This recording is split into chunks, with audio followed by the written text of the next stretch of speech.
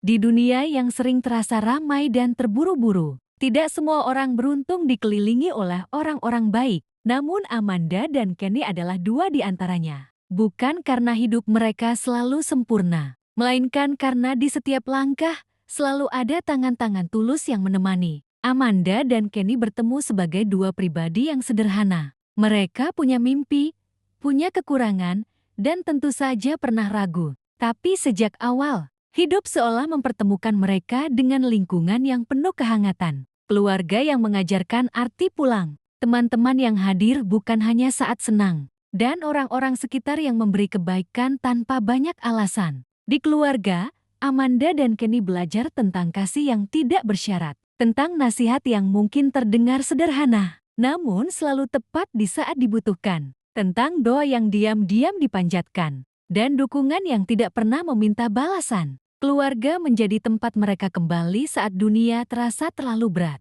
Tempat di mana mereka boleh lelah, boleh salah, dan tetap diterima. Dari sanalah Amanda dan Kenny belajar satu hal penting, bahwa cinta bukan hanya tentang kata-kata, tapi tentang hadir dan bertahan. Di luar keluarga, ada teman-teman yang menjadi bagian tak terpisahkan dari perjalanan mereka. Teman yang tertawa bersama, yang menguatkan saat rencana tidak berjalan sesuai harapan, dan yang mengingatkan ketika arah mulai melenceng. Teman-teman ini bukan hanya hadir dalam momen bahagia. Mereka ada di hari-hari biasa, di obrolan sederhana, di candaan kecil yang menghapus lelah, dan di keheningan yang tidak canggung. Dari merekalah Amanda dan Kenny belajar arti kebersamaan, bahwa hidup tidak harus dijalani sendirian, bahwa berbagi cerita, sekecil apapun, bisa membuat beban terasa lebih ringan. Tak hanya keluarga dan teman, orang-orang di sekitar pun memberi warna tersendiri. Ada senyum dari orang yang baru dikenal,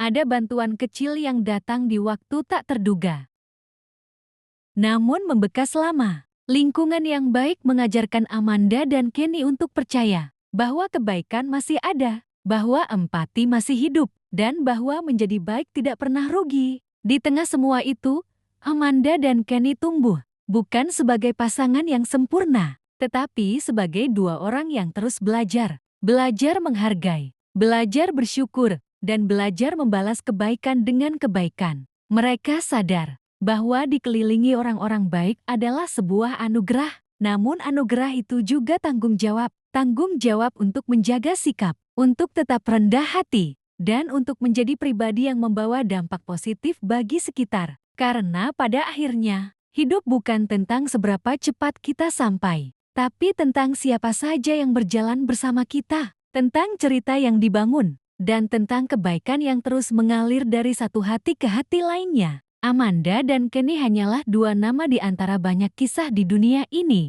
Namun kisah mereka mengingatkan kita satu hal sederhana,